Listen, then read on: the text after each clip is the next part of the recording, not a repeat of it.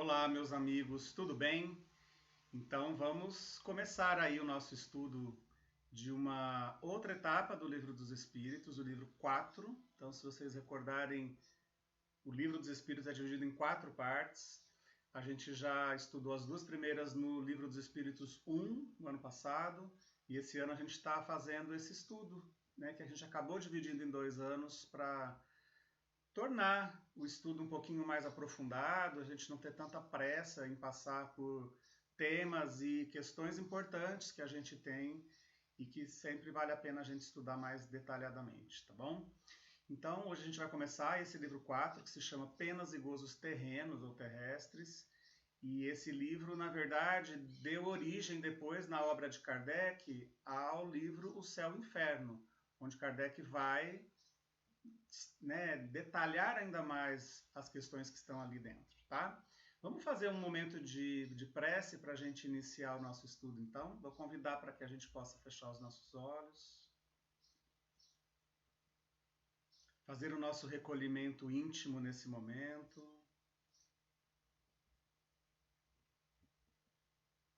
e já agradecer a Deus, nosso Pai, Criador de todas as coisas, agradecer a Jesus, nosso Mestre, a oportunidade que temos nessa existência de estudarmos, de aprendermos mais a respeito das leis que regem as nossas vidas e que assim nós possamos ter elementos e condições de fazermos as nossas melhores escolhas, escolhermos o caminho melhor para a nossa existência, aproveitando todos os aprendizados que a vida nos proporciona. Querido Mestre Jesus, então te agradecemos imensamente, Senhor, pela oportunidade de estarmos estudando juntos as leis que regem os nossos destinos, as nossas vidas. Agradecemos a companhia dos amigos espirituais, ainda que nesse modo remoto, virtual de estudo, com certeza eles estão sim, sempre do nosso lado. E é assim então, pedindo pela tua paz, que continue a envolver os nossos corações, que nós iniciamos o nosso estudo de hoje. E que assim seja, Senhor. Muito bom, pessoal. Então, nós vamos ficar juntos aí durante 3 aulas, tá? Para a gente conseguir trabalhar um pouco melhor os assuntos desse capítulo, que é um capítulo longo, a gente tem várias perguntas, né? E Kardec, na verdade, vai tratar a respeito, assim, do que nos acontece, tá? O que são gozos, alegrias, felicidades durante o tempo em que nós estamos encarnados, durante esse período de vida terrestre, encarnados. E no capítulo seguinte, né, a gente vai finalizar com as penas e gozos futuros. Então, o que nos reserva no mundo espiritual. Então, um capítulo interessante, né, especialmente pelo momento em que a gente está vivendo, um momento de pandemia, um momento em que a humanidade toda foi ali chacoalhada por esse evento e a gente está vivendo, então, né, vamos colocar assim, uma pena, momentos de pena na vida terrestre. Nós estamos passando por uma tribulação coletiva no mundo inteiro, que trouxe, né, essa possibilidade da gente fazer muitas reflexões, como a gente já viu várias vezes, mas também de muito aprendizado, quem sabe à custa mesmo de sofrimento. Então, vamos tentar entender o que Kardec quis nos colocar, né, quando ele desenvolveu as perguntas desse capítulo. A gente começa com uma pergunta super interessante que Kardec fez para os espíritos. Ele diz assim: pode o homem gozar de completa felicidade na Terra? Ou seja, a gente pode ser só feliz aqui na Terra, né? E os espíritos responderam assim: não. Por isso que a vida lhe foi dada como prova ou expiação. Então, olha que o Espírito está dizendo que a gente está vivendo um mundo de prova e expiação. E que no mundo de provas e expiações, a gente não vai ser totalmente feliz. A vida não é um mar de rosas, não é um passeio num resort, tá? Mas dele, porém, os espíritos continuam, né? Dele, do homem, porém, depende a suavização dos seus males e o ser tão feliz quanto possível na Terra. Então é muito legal esse complemento também, porque assim como a Terra não é um planeta de total alegria, felicidade, onde sofrimento não existe, muito pelo contrário, é um planeta de provas e expiações em plena transição planetária para um mundo de regeneração, não é isso que a gente sabe e já fomos informados tantas vezes? E, né, mesmo a gente ainda sendo um planeta onde existe ali dor, sofrimento, aprendizado, muitos males acometendo a humanidade, depende de nós a suavização de tudo isso que está acontecendo. Porque a gente pode suavizar ou transformar isso em sofrimento maior. Depende da maneira como a gente encara, da maneira como a gente escolhe passar por essas situações, realizar o aprendizado ou não que essas situações nos proporcionam. Isso a gente está falando e vale para o coletivo, para a humanidade, como uma coletividade de espíritos reencarnados, mas vale individualmente para nós. Né? Nas nossas provas e expiações individuais, também vale a mesma regra. Depende se eu vou passar melhor porque eu escolho ter uma visão positiva e de achar que tudo isso vai me levar ainda para um momento melhor, para um aprendizado diferente. Tudo isso vai ser para o meu crescimento ou não. E a gente pode ser tão feliz quanto possível na Terra. Bacana, né? Uma resposta completa. Numa próxima pergunta, a gente tem assim, né? Se que o homem poderá ser feliz na Terra quando, né, tudo tiver resolvido, né? Ele diz assim, olha, quando a humanidade estiver transformada. Então, ok, mas se a gente for esperar, então assim, só no momento em que a Terra passar por toda a transformação e que todos os habitantes da Terra se transformarem em pessoas boas, em espíritos de condição evolutiva melhor, é que a gente vai ser feliz, ter a possibilidade de ser feliz. Então, nessa pergunta 921, a gente precisa entender isso, né? Que isso tudo é um processo que vai acontecer gradativamente e que a gente pode ser feliz na Terra à medida em que a gente se transforme, que essa felicidade é relativa e que ela vai ser possível à medida em que a gente se transforme e que a Terra se transforme. E isso tudo é um processo gradativo. A gente não tem que esperar, né, um processo se completar para a gente usufruir daquilo que está sendo possibilitado nesse processo evolutivo. As coisas acontecem em tempo real, então depende de como a média dos habitantes da Terra está, depende de como eu escolho viver aqui, porque, né, cada um é o senhor mesmo do seu destino. Né? E tá aí, olha, não chame de destino as consequências de suas próprias escolhas. Então, muitas vezes, a gente joga a culpa na questão evolutiva do planeta, né? Então, olha só, minha vida é tão ruim, eu sou tão infeliz, porque afinal a Terra é um planeta de provas e expiações, e olha só o tipo de espíritos que estão vivendo aqui, né? Não dá realmente para ser feliz num mundo desse. Mas calma, não é? Você é o construtor também do seu destino e das suas escolhas. Então, mesmo num mundo de provas e expiações, individualmente cada um de nós pode fazer as suas escolhas e colher as consequências dessa escolha, como a gente já viu, não é? Na lei de liberdade, quando a gente estudou sobre fatalidade, livre-arbítrio e etc. Então, muito bacana e muito importante, fundamental, meus amigos, a gente entender isso. Mais frequentemente, o homem é o artífice, né? O criador, o que constrói a sua própria infelicidade. Então é muito comum a gente não assumir a responsabilidade pelas coisas ruins que acontecem na nossa vida. A gente prefere, de uma forma infantil, continuar culpando o fulano, culpando os pais pelo jeito que eles me criaram, pelas crenças que eles me colocaram na minha infância. Olha como a minha infância foi sofrida, né? Como tudo aquilo que eu passei é a explicação de como eu sou hoje. Então, a vida triste que eu tive lá na minha infância, como é possível ser feliz no Brasil, esse país onde acontecem tantas coisas ruins, né? É, como é possível ser feliz ou viver bem com essa família que eu tenho? Mas, cara, com a gente, né, estudando a doutrina espírita, a gente vai entender que tudo que nós estamos vivendo é consequência das nossas escolhas, individuais ou coletivas. Então, individuais na sua vida pessoal. Então, quem é essa família que está ao seu redor? Você que escolheu.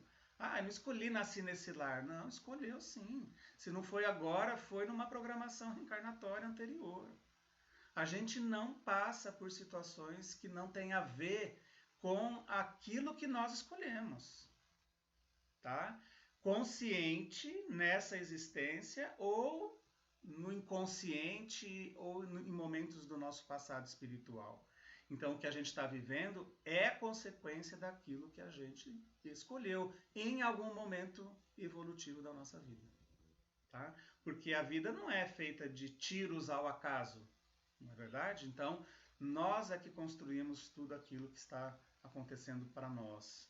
De felicidade, de equilíbrio e alegria, ou de infelicidade, sofrimento, e temos que revisar essas posturas, não é? E ainda, olha, a resposta diz lá, olha, se remontarmos gradativamente, na verdade é um comentário de Allan Kardec, se remontarmos gradativamente à origem do que chamamos de nossas infelicidades terrestres, veremos como consequências de um primeiro desvio do caminho reto. Por este desvio, entramos num mau caminho e, de consequência em consequência, caímos na infelicidade. Então, perfeito, claro, não há como a gente não entender com clareza qual é a proposta da doutrina espírita. Essa explicação de Kardec é perfeita. Teve um momento em que a gente escolheu de se desviar de um caminho de equilíbrio, felicidade e crescimento. E esse desvio do caminho depois pode ter sido, né, escolhido ainda várias vezes, e a gente entrou nesse mau caminho e agora sofremos as consequências. É simples assim, tá? Gosto dessa frase do Abraham Lincoln, né, que foi presidente americano e um cara que, né, teve uma vida bastante atribulada, cheia de decepções, de frustrações, de maus resultados, inclusive, na vida pessoal e política. Ele perdeu várias eleições, né? É uma história até interessante de conhecer. E ele tem essa frase legal, olha, ser feliz não é ter uma vida perfeita, mas deixar de ser vítima dos problemas e se tornar o autor da própria história. Bacana, não é? Porque a gente às vezes fica acreditando, meus amigos, que para ser feliz a gente não pode ter nenhum problema, não pode ter nenhuma dor, não pode ter nenhum machucadinho, sabe? Não pode ter uma unha encravada, porque aí você deixa de ser feliz. Então, né, a gente precisa entender isso. Nós vivemos num plano material, a gente vive suscetíveis a situações do mundo material. A gente mora em Rio Preto, não é? É calor de 43 graus ontem, os termômetros mostraram aí na rua, no sol. Então, isso é um momento, um motivo de infortúnio, de infelicidade, passar por dias de calor insuportável? Ok, mas é assim. Quem sabe se isso também não foi uma escolha, não está sendo uma escolha. Se esses calorões todos, né, fora da curva normal, não é também produto da ação humana, né? A gente destruiu as árvores, nossa cidade tem déficit de árvores. Tudo bem, faz calor, é um bolsão de calor, mas até onde existe uma influência humana na no desequilíbrio climático que a gente está vivendo, então é consequência também. Mas mesmo assim, olha, agradeça se você tem um ventilador, se você tem um ar-condicionado, se você tem um abrigo do sol, se você tem água fresca para tomar e matar sua sede nesse calor. Então, entendeu? Não é por isso que a gente vai ser a pessoa mais sofredora do mundo, que a vida é uma infelicidade eterna, porque a gente está passando por alguns dias com essa temperatura. Então deixa de assumir postura de vítima, porque a vítima não assume a responsabilidade. Ela acha que tudo acontece na vida por uma determinação externa de alguém e ela é a vítima inocente que, né, não pode fazer nada a não ser sofrer aquilo que vem de fora. Então, né, é uma coisa muito importante. Para de se achar vítima das coisas da sua vida e assuma a responsabilidade que te cabe. Você é o autor da sua própria história. Ponto, né? Do Abraham Lincoln. Muito legal. Numa pergunta seguinte, a gente tem assim, olha, a felicidade terrestre é relativa à posição de cada um. Olha que pergunta inteligente. O que basta para a felicidade de um constitui a desgraça do outro. Haverá, contudo, alguma soma de felicidade comum a todos os homens? Porque isso é uma realidade, não é, pessoal? Né? Aquilo que às vezes a gente fala assim, para mim felicidade seria ter, entendeu? Uma casinha com uma árvore que me dê sombra, mas que eu abra a janela e corre um vento e pronto. Para outros, né? Isso é uma total infelicidade. A pessoa quer morar numa mansão com ar-condicionado central e luxos e confortos e tudo mais. Então, será que tem uma soma, um ponto comum de felicidade? E aí uma resposta clara, concisa, objetiva dos espíritos. Com relação à vida material, é a posse do necessário. Com relação à vida moral, é a consciência tranquila e a fé no futuro. Então, de novo, os espíritos colocam esse contraponto de necessário e supérfluo na nossa vida. Então, o que é necessário e o que é supérfluo? Então, para você ser feliz em relação à vida material, você precisa ter a posse do necessário. Só que o necessário pode ser diferente para cada pessoa, não é? Mas existe um mínimo necessário, como a gente vai ver. E em relação à vida moral, então não em relação às posses, às coisas do mundo material, mas à vida íntima, à vida moral, espiritual do ser humano, o que é importante para ser feliz? Consciência tranquila e fé no futuro. Porque o pior tormento, o que tira a paz e a felicidade nossa, é a gente deitar cabeça no travesseiro à noite e ter aqueles problemas que nos consomem, sabe? A consciência não estar tranquila. Você se cobrar por aquilo que você fez ou deixou de fazer, né? E a fé no futuro e de acreditar, não, ok, mesmo que tudo isso esteja acontecendo, vai melhorar. Não, tudo vai se encaminhar. Eu sei que se eu fizer tudo o que eu posso e está ao meu alcance, as coisas vão melhorar. A fé no futuro e não o desespero, como a gente vai ver ainda nesse capítulo, falando sobre suicídio, né? Estamos terminando o mês de setembro, que foi o Setembro Amarelo, um mês que se fez muitas ações a respeito de prevenção do suicídio. Porque o suicídio é isso, é a perda total de fé no futuro. A pessoa não vê saída, não vê solução a não ser tirar a própria vida, né? Olha só essa pergunta que a gente tem no nosso capítulo. Por que Deus favorece com os dons da fortuna certos homens que não parecem merecê-los? Eu acho que a gente faz essa pergunta, se não com essas palavras, mas com essa construção mental, não é verdade? A gente fala assim, nossa, mas por que né, fulano é tão rico, não sabe nem usar bem esse dinheiro, só usa para as coisas erradas, só quer cada vez juntar mais, só quer fazer, né, falcatrua, desvios de dinheiro. Às vezes a gente pergunta, né, a gente acha que a gente é que merecia ter bastante dinheiro porque nós somos pessoas boas. Por que Deus deu fortuna para essas pessoas ruins que não sabem usar bem? E aí tem uma resposta lá, olha, a fortuna, dinheiro, a riqueza é uma prova mais arriscada do que a miséria. A gente vai estudar isso, né? Quem já estudou vai se lembrar. No Evangelho segundo o Espiritismo, tem lá um capítulo em que Kardec faz um estudo a respeito da riqueza, sabe? E de como realmente a riqueza é uma prova bastante difícil que o espírito tem que passar. Porque é uma tentação, olha lá, que está na continuidade da resposta.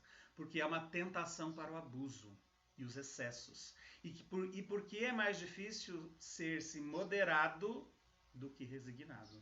Então, quando eu não tenho toda aquela riqueza e todas as coisas que a riqueza pode trazer em termos de bens, confortos, mas eu tenho uma vida simples, é mais fácil ser resignado do que o indivíduo que tem e quer mais e quer mais e quer mais. A gente vê as pessoas se perdendo na riqueza. Não é uma regra geral. Existem pessoas que têm fortunas e que sabem se conduzir bem, que sabem empregar bem a riqueza, gerando empregos, gerando, né, fazendo com que essa riqueza não sirva somente a si, mas que faça produzir benefícios para outras pessoas. Mas é uma prova difícil. Pode ser motivo de felicidade ou de infelicidade. Então, será que todos os mega milionários são felizes? Porque eles têm muito dinheiro? Isso é prova definitiva de felicidade? Será que a vida moral está bem? Tá? A gente não deve fazer julgamentos, né? Porque o dinheiro em si é neutro. O dinheiro é uma energia neutra da vida. Ele é uma forma de moeda de troca na vida. Faz parte do mundo que a gente está vivendo, do mundo material. O dinheiro em si não é bom ou ruim. É aquilo que você faz com ele. Tá? Então, cuidado. Essa frase da questão 926 é muito interessante, né? Os males deste mundo estão na razão direta das necessidades fictícias que se cria. Olha, então essa resposta está dizendo assim que nós criamos necessidades fictícias, ou seja, irreais, que não são realmente verdadeiras. Nós criamos e a gente se sente infeliz quando essas necessidades fictícias não são satisfeitas. Então a gente vai criando, sabe, questões diárias na nossa vida para mostrar que a gente queria mais, que a vida deveria ser assim, que eu devia ter tal e tal coisa na minha vida. A gente vai criando uma necessidade que não é real, que não é necessária realmente para a gente ser feliz, tá? Mas a gente vai multiplicando tudo isso, né? E aí gosto muito, tá na questão 926, tá? Essa imagem aqui tá errada, né? Na questão indicando ali. O mais rico, então, olha, isso é uma informação dos espíritos. É a resposta final dos espíritos a essa pergunta. O mais rico é aquele que tem menos necessidades. Nossa, isso é bacana demais, né, pessoal?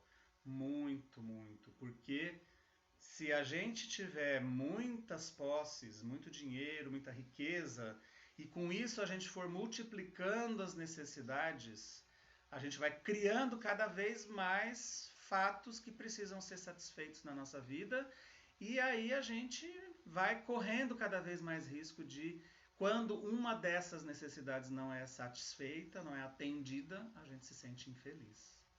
Então hoje existe um movimento muito interessante, no meu ponto de vista, no mundo, tá? Uma filosofia muito legal chamada simplicidade voluntária. É o nome de um livro, inclusive, né?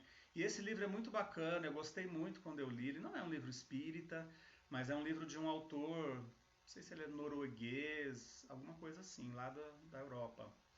Ele propõe uma teoria, uma ideia muito legal. Ele diz assim, olha, a vida pode ser simples. A gente não precisa complicar e a gente não precisa assim de tantas coisas. Então, uma vida mais simples traz um alívio dessas necessidades, sabe? O que não significa que seja uma vida menos rica em termos de aprendizado, sabe? Em termos de possibilidades. A simplicidade, segundo ele, é diferente da pobreza. Então você não precisa ter uma vida de pobreza para você ser feliz. A simplicidade voluntária é uma escolha. E muitas vezes a pobreza não é necessariamente aquela escolha consciente do indivíduo, né? São as questões sociais envolvidas ali, e o indivíduo está no meio daquelas questões e não consegue sair e mudar o seu padrão de vida, né, quando está ali na pobreza. A simplicidade, sim, não, eu escolho. Eu não preciso ter uma casa com 7 banheiros, 15 quartos, 3 salas e mega televisões e carros, etc. Eu posso ser feliz com uma casa mais simples, com uma casa agradável, com uma casa limpa, com uma casa que eu decoro com o meu gosto, com o meu cuidado, com os detalhes que eu preciso, que eu desejo, que eu quero colocar ali. Pode ser uma coisa mais simples, porque você tem uma casa com 15 quartos e 7 banheiros, ou 15 banheiros, sei lá o que seria isso. Imagina, você tem necessidade de manter essa casa, você tem que ter funcionários para manter essa casa, você tem que ter dinheiro para pagar os funcionários para manter essa casa. Entendeu? Uma bola de neve de preocupações e de necessidades que vão aumentando na sua vida. Isso pode complicar a vida ao invés de simplificar. Então, uma vida mais simples, que não significa uma vida pobre, né? Você pode ter acesso a tudo que você puder e desejar na sua vida, né? Não significa uma vida pobre, significa uma vida mais simples. A gente pode pensar bastante nisso, né? Então, achei muito legal isso daí, né? A pessoa dizendo assim, eu queria morar no Facebook, no Instagram, nas redes sociais. Todo mundo aqui é do bem, ama os animais, todo mundo odeia os falsos, todo mundo é amigo, odeia corrupção, é revolucionário, é fiel, prefere namorar do que sair, só tem momentos felizes, gosta das pessoas pelo caráter e inteligência e não pela beleza e pelos valores materiais. Né? A realidade mostrada nas redes sociais dá vontade da gente querer morar lá, né? Da gente querer só aquela vida que é mostrada ali. E aí tem uma questão ali muito interessante, dizendo assim, olha, invejais os gozos daqueles que vos parecem os felizes do mundo, mas sabeis o que lhes está reservado? Se não gozam senão para eles, são egoístas e virá ao reverso. Antes lastimai-os. Então não é que a gente tem que ficar olhando a rede social dizendo assim, tá vendo? Fulano só posta viagem internacional, só posta comendo em restaurantes caríssimos, só posta visitando lugares mega glamurosos, andando de iate. Se preparem, na próxima encarnação vai nascer miserável, né? Então não é que a gente tem que ficar, sabe, fazendo esse tipo de raciocínio, mas a gente, primeiro, aquilo que a gente vê na rede social, muito provavelmente, pessoal, não corresponde à realidade. As pessoas fazem questão de mostrar uma vida ali na rede social que nem sempre corresponde a uma realidade última do que o indivíduo vive e sente interiormente. Então é só brindando, só saindo, só naquele glamour todo, mas intimamente às vezes a pessoa não está naquela vibe toda de felicidade total, plena e restrita 100% do tempo, mas só posta momentos felizes. Mas a gente não tem que invejar, nem que fosse realidade, nem que fosse verdade. A gente não tem que invejar, porque a gente já viu e vai estudar isso ainda muito mais no Evangelho segundo o Espiritismo, e a gente falou rapidamente aqui sobre o emprego da fortuna, da riqueza. Se isso é só para um uso e um gozo pessoal, a pessoa vai responder por isso. Né? Ter dinheiro, ter fortunas nas mãos é uma grande prova, é uma responsabilidade de que você tem que, sabe, usar isso para um bem maior e coletivo, não só para o seu bem pessoal. Você pode usufruir, não tem problema. Mas você deve ter essa preocupação, esse olhar de que isso vai ter que ser usado também para se reverter em ajudar pessoas. Em ajudar não só através de doação, de caridade, mas de propiciar empregos, né? O emprego da fortuna. Isso é muito bem explicado lá no Evangelho segundo o Espiritismo, a gente vai estudar ali, tá bom? E aí então a gente tem aquelas frases, né, que chamam a atenção nesse capítulo. Uma delas é essa: o homem só é verdadeiramente infeliz quando ele sofre a falta do necessário à vida e à sua saúde. Então, resume muito bem, não é, pessoal? Veja bem a pandemia de coronavírus, né? Coronavírus não privilegiou contaminar pessoas pobres ou ricas. Morreram pessoas de todas as classes sociais no mundo inteiro, não é? Então, quando falta o necessário à vida, que podem ser coisas materiais, ou faltam coisas necessárias à nossa saúde, o indivíduo pode ter muito dinheiro, é infeliz, vai ser infeliz, né? Porque não vai ter a saúde. Saúde é um bem extremamente precioso. Então, a gente só é verdadeiramente infeliz quando falta esse necessário à vida material e à nossa saúde, né? O capítulo entra num tema muito interessante, muito atual no meu ponto de vista também, que é assim, olha só essa pergunta. Deus indica nossa vocação neste mundo. É uma afirmação. O Espírito não tá, Kardec não está perguntando, ele está afirmando, né? Ele falando assim, ó, nós trazemos uma vocação que é dada por Deus. Em cada encarnação a gente vem com um talento para desenvolver. Então Deus indica a nossa vocação nesse mundo. Muitos dos males não decorrem do fato de não seguirmos essa vocação? Olha, isso é pergunta atualíssima, tá? Porque se a gente tem a nossa vocação, se a gente vem com um talento para ser expressado e desenvolvido nessa encarnação, quando eu me afasto desse caminho, porque eu quero seguir um outro que me chamou mais atenção, ou porque meus pais me forçaram a isso, ou porque aquele caminho é que vai dar mais dinheiro, aquela profissão é que vai ser mais rentável, e porque vai dar status, poder e fama, e as pessoas vão me admirar por conta disso, entendeu? Se eu me afasto desse caminho, eu vou ser infeliz. Eu vou ser um indivíduo rico, bem-sucedido financeiramente, mas frustrado, infeliz, porque não segui aquilo que estava dentro de mim. A resposta é assim, olha, é verdade. E frequentemente são os pais, olha que alerta, que por orgulho ou avareza fazem seus filhos saírem do caminho traçado pela natureza. Então é impressionante, né? Eu tenho um filho, meu filho vai fazer 18 anos, mês que vem.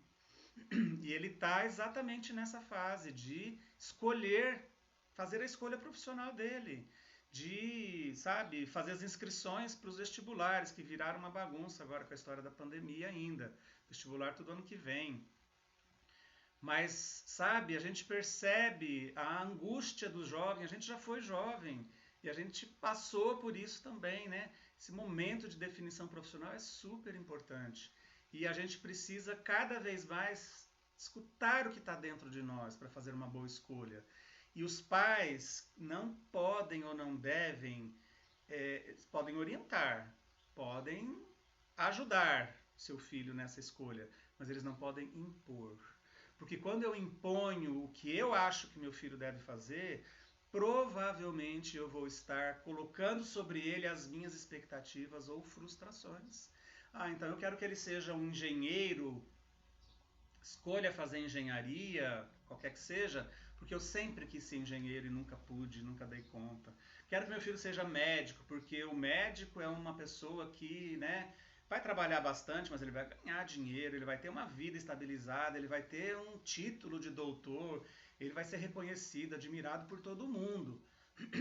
E aí, às vezes, a gente força um adolescente, um jovem, a escolher determinada carreira porque a gente impõe como pais, e esse jovem, esse nosso filho, que a gente deve querer bem e a felicidade dele, vai se transformar num profissional infeliz, porque não seguiu o caminho que estava dentro dele. Não há os que estão, deixa eu ver, não há os que estão impossibilitados de prover suas necessidades. Então, talvez a gente nem viva muito próximo dessa realidade. O Brasil já teve um índice de fome muito grande, o índice de pessoas miseráveis já foi muito maior. A gente subiu um degrau, vamos dizer assim, né, nos últimos 40 anos, tá? Mas a gente tem muitas regiões no mundo onde realmente existem pessoas morrendo de fome. Então, essas pessoas que não têm recursos, elas moram em locais onde não tem recursos. No Brasil a gente tem sim, mas num número menor do que a gente tinha antes, né? E será que essas pessoas, então, né, elas devem ser infelizes, devem morrer de fome mesmo? Essa resposta do Livro dos Espíritos, gente, é clássica. Essa resposta devia ser assim, camiseta, devia ser adesivo de carro, sabe? Porque ela é perfeita. Numa sociedade organizada segundo as leis do Cristo, ninguém deve morrer de fome. Então, é inconcebível a gente ter pessoas no mundo morrendo de fome porque elas não têm recursos, porque elas não têm possibilidade de encontrar meios de subsistência. O local onde elas vivem é insalubre, é seco, não, o que planta morre, enfim, qualquer coisa desse tipo, por qualquer motivos. A sociedade, nós como sociedade, teríamos que prover, nem que fosse momentaneamente, esses recursos para que o indivíduo não morra de fome. Numa sociedade organizada segundo a lei do Cristo, ninguém deve morrer de fome. E então, beleza. Oferecer o alimento, oferecer melhorias nas condições para que esse indivíduo possa sobreviver pelas suas próprias mãos, pelos seus próprios recursos, mas no momento da extrema necessidade, a gente tem que prover. Isso é cristianismo. Isso é viver segundo as leis do Cristo, não é? Lá no sermão profético, quando perguntaram, né, que Jesus voltaria, Jesus prometeu que voltaria de alguma forma, e ali, então, eles perguntaram, mas como que a gente vai saber se, na hora da separação dos bons e dos ruins, como a gente vai saber, né, se a gente fez o certo? Ele falou assim, olha, toda vez que você deu um prato de comida a quem tinha fome, né, deu abrigo a quem tinha frio, agasalho, né, visitou quem estava preso. Toda vez que você fizer isso a um desses pequeninos, é a mim que você está fazendo. Essa é a lei que eu vim ensinar. Então, essa é a lei do cristianismo. É amor ao próximo. Trazendo isso para todos os níveis sociais, né, da vida social, é inconcebível admitir que numa sociedade cristã pessoas morram de fome. Olha essa pergunta, né? São tantas perguntas, né? Cada pergunta dessa a gente poderia, multiplicar as reflexões, mas beleza, vamos em frente. Porque essa também é uma pergunta muito famosa do Livro dos Espíritos. Por que no mundo os maus tão frequentemente sobrepujam os bons? Questão 932. A resposta é perfeita, pessoal. Dizem assim, os maus são intrigantes e audaciosos, os bons são tímidos. Quando estes o quiserem, os bons o quiserem, predominarão. Isso é incrível, né? Porque a gente vive falando o tempo todo, Terra é um mundo de prova e expiação, a Terra é assim porque só tem espíritos, né, ruins, imperfeitos, maus vivendo aqui. E os maus, eles tomam conta, os maus predominam, os maus é que comandam o mundo. Só que os espíritos superiores responderam para Kardec assim, sim, porque os maus eles são intrigantes, eles são audaciosos, eles querem dominar, eles vão lá e dominam. E os bons são tímidos, porque se os bons quiserem dominar, eles vão fazer. Eles conseguirão. É que os bons são tímidos e acham que tem que se recolher e que não tem que atuar, ficam esperando ver as coisas acontecerem. Mas os bons podem predominar, só que os bons precisam se unir, como os maus fazem. A gente está muito solto, né? A gente se considera bom, né? Ok, cada um vai fazer sua avaliação. Mas quando os bons quiserem, eles precisam se unir, se organizar para fazer o bem. E aí sim a gente vai ter força. Aí os bons vão ter força, tá? Olha só que interessante essas duas imagens ali. Veja se vocês conseguem olhar. Às vezes fica pequeno demais, né? Na tela do celular e etc. Mas a gente está falando aqui de uma questão que Kardec colocou a respeito de ciúmes e inveja, né? Na verdade, é uma... Os espíritos falaram que muitos sofrimentos, né? A questão 933. 933. Eles dizem assim, a pergunta é assim, olha, se o homem frequentemente é o artífice dos seus sofrimentos materiais, não ocorre o mesmo com seus sofrimentos morais? Então a gente falou, né, que tudo que a gente vive é a consequência do que a gente escolhe. Materialmente falando, porque Kardec abordou bastante as coisas materiais, a fome e tudo mais. E agora ele está perguntando dos sofrimentos morais. E aí os espíritos disseram assim, mais ainda, porque os sofrimentos materiais algumas vezes são independentes da nossa vontade. Então, eu vivo numa região que é devastada por uma seca, por um tsunami, por uma coisa. Então, tudo que eu tinha eu perdi. E ok, ali não tenho o que fazer naquele momento agora. Né? Não foi uma escolha minha, pelo menos dessa vida. Mas em relação aos sofrimentos morais, mais ainda, porque eu crio os meus sofrimentos morais, tá? E o Espírito relata principalmente a inveja e o ciúme. E ele diz assim, felizes aqueles que não conhecem esses dois vermes roedores.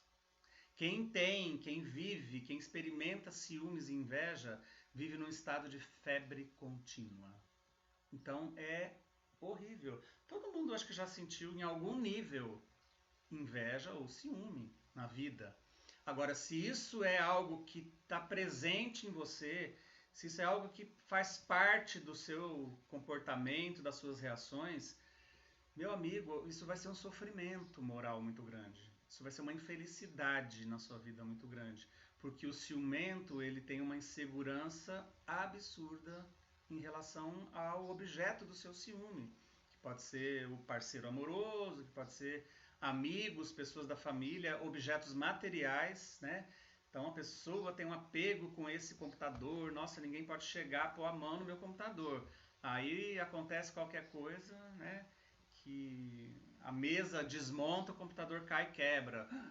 É a pior tragédia da minha vida, entendeu? Celular, né? Olha só, celular, né? Tem pessoas que você pergunta assim, qual a pior coisa que podia acontecer na sua vida? E a pessoa responde assim, perder o meu celular. Sabe? Não é um ciúme, uma inveja, mas é um apego, né? E aí pode ser ciúme, né? Ah, me empresta seu celular. Não, não, imagina, você vai perder, você vai quebrar, percebe? E a inveja, mesma coisa, né? Então, os sofrimentos morais muitas vezes estão relacionados a esse tipo de emoção que a gente cultiva dentro de nós. E isso é absolutamente responsabilidade nossa, tá? Muito bom, esse é o primeiro item do capítulo, né? Falando sobre felicidade e infelicidade relativas. E aí a gente vai finalizar esse nosso estudo de hoje com um item que fala sobre perda de pessoas amadas. Então essa imagem é muito triste, na verdade, né? Porque é provavelmente um casal de passarinhos ali, onde um deles se foi, né? E o outro está ali, né, chorando a perda do companheiro, da companheira que tinha na vida. Então, a perda de pessoas amadas, de pessoas que a gente ama, sempre é uma fonte de sofrimento, de pena terrestre. É uma fonte de tristeza para a vida. É o tema desse capítulo, né? Então, Kardec faz algumas perguntas. Esse tema, na época em que o Livro dos Espíritos foi elaborado, tinha um peso bastante importante, porque as questões do mundo espiritual, da vida imortal, sabe? De que a gente tem mais de uma existência, são várias reencarnações, de que a vida continua depois da morte. Isso tudo era, assim, né, uma quase novidade que o Espiritismo estava trazendo. Hoje, quando a gente lê algumas discussões que inclusive estão nessas perguntas, a gente fala assim, ok, claro que sim, claro que é assim, né? São coisas muito mais bem aceitas, com muito mais facilidade. Na época, Kardec precisava desenvolver um pouco mais esses raciocínios, né? Porque isso não era tão debatido e trazido à tona entre as pessoas, tá? Mas então vamos ficar com algumas reflexões aqui, né? Claro que perder alguém que a gente ama é motivo de sofrimento, de tristeza, né? Mas com a compreensão maior da vida, da imortalidade, de que aquela pessoa que não está do meu lado continua vivendo, ou seja, a pessoa não desapareceu, a pessoa não sumiu, não evaporou e se desintegrou e deixou de existir. Essa pessoa simplesmente mudou de plano, a vida dela continua, a minha continua aqui, a dela continua no mundo espiritual, em algum momento a gente vai se reencontrar. Então, olha, isso é tudo bem, é triste não ter mais a convivência com aquela pessoa, é triste, mas eu vou reencontrar com ela, eu vou. Essa pessoa que eu amo não deixou de existir, a gente continua se amando de uma outra forma no relacionamento, mas eu continuo amando e vou me encontrar com ela, e a gente continua esse amor. Se esse amor é verdadeiro, ele continua, não é? Então, na verdade, quando as pessoas têm um sofrimento atroz com a perda de um ente querido, de uma pessoa amada, a gente tem que respeitar essa dor. Claro, ninguém está calçando o sapato do outro e nem pode ficar fazendo julgamentos, mas a gente pode entender que esse luto, não é? Existem estudos sobre o luto, mostrando as fases do luto. A gente tem uma pessoa que foi marcante no estudo sobre o luto, foi a doutora Elizabeth Kübler-Ross. Ela realmente estudou as fases do luto, mostrando, né, todo um caminho. Não é o caso da gente fazer essa abordagem aqui. Mas ela mostrou muito legal. A gente muitas vezes nega que a pessoa morreu, a gente tem raiva porque a pessoa morreu, a gente começa a fazer barganha porque a pessoa morreu, aí a gente fica deprimido porque a pessoa morreu. E finalmente a gente aceita porque é a realidade, né? Então o luto passa por essas fases e tudo bem você passar por essas fases, mas tem que passar. Então quando a pessoa não consegue passar por essas fases, ela fica presa em uma das fases, aí o sofrimento vai ser maior. O sofrimento vai se perpetuar, não é? Isso, enfim, é o momento também da gente refletir, porque a pessoa que não aceita a partida do outro, do ente querido, por quem será que ela chora? Será que ela chora realmente pela ausência do outro, né, pela partida do outro, ou ela chora por si mesma? Porque a vida dela estava tão direcionada para esse outro que quando o outro partiu, a vida perdeu o significado. Então, na verdade, ela chora a sua própria incapacidade de não conseguir retomar a vida, de não ter construído uma vida em que ela conseguiria continuar vivendo sem a presença do outro. São as dependências emocionais que nunca são saudáveis. A gente pode conviver, se relacionar, amar as pessoas, mas a gente não pode querer ter posse das pessoas. Porque se esse outro partiu e a minha vida estava tão direcionada, tão dependente dessa outra pessoa, quando essa pessoa partiu, eu perco o meu chão. Então, muitas vezes, esse luto que não passa, essa tristeza que não passa, é um choro por si mesmo. É um choro por reconhecer que a minha vida é uma porcaria sem a outra pessoa, porque eu não dei conta de construir a minha vida, na verdade. Eu dependia totalmente do alimento emocional, material, que qualquer nível que fosse, do outro que partiu. Então, é muito importante a gente fazer essas reflexões, tá? E finalmente, né, claro, né, Allan Kardec traz a visão da imortalidade. E a literatura espírita tá cheia de casos, não é? Uau! Tem um monte de coisa para a gente ler, entender. Chico Xavier psicografou tantos livros de filhos trazendo cartas consoladoras para os seus pais, filhos que desencarnaram, que é uma das situações mais difíceis, doloridas, né? Você perder um filho, sabe? E então eles mostrando que a vida continua, como que é a vida do lado de lá, e eles mostrando, inclusive, a repercussão do comportamento de quem fica aqui em relação a quem partiu. Então, se quem ficou fica na lamentação, no choro, na tristeza, na revolta, sabe? A pessoa não consegue se desligar, se desvincular. E o pior, atrapalha vibratoriamente quem partiu, que está lá no mundo espiritual.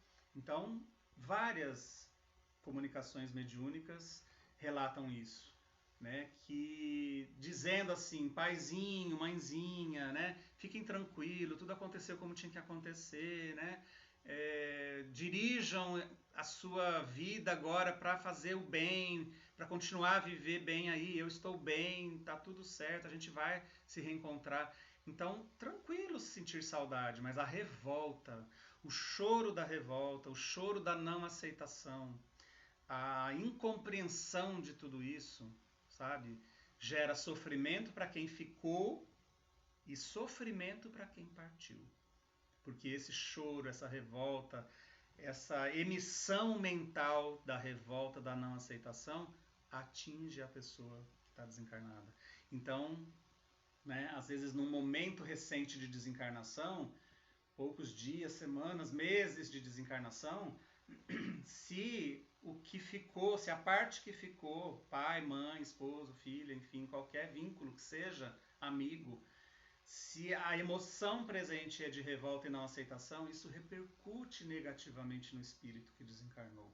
Atrapalha, sabe, a vida dele. Os espíritos amigos têm que fazer malabarismos para neutralizar esse tipo de influência. Então, a perda de entes queridos é uma fonte de sofrimento? Sim, mas se a gente tem a visão da imortalidade, a gente tem muitos elementos para entender o que significa essa separação, essa continuidade da vida para ambas as partes e como eu tenho que retomar minha vida e aguardar o momento da gente se reencontrar. Tá bom? Bom, meus amigos, então é isso. Nós vamos ficar por aqui hoje. A gente encerra essa primeira parte e aí a gente vai depois continuar o nosso estudo. Como eu falei para vocês, a gente vai trabalhar em 3 aulas, porque são muitas perguntas, temas bem interessantes, e aí a gente continua, tá bom? Obrigado, gratidão pela companhia de vocês aqui nesse nosso estudo, e semana que vem a gente tem aí mais uma aula postada aqui no nosso grupo, tá bom? Um grande abraço para todos, fiquem com Deus.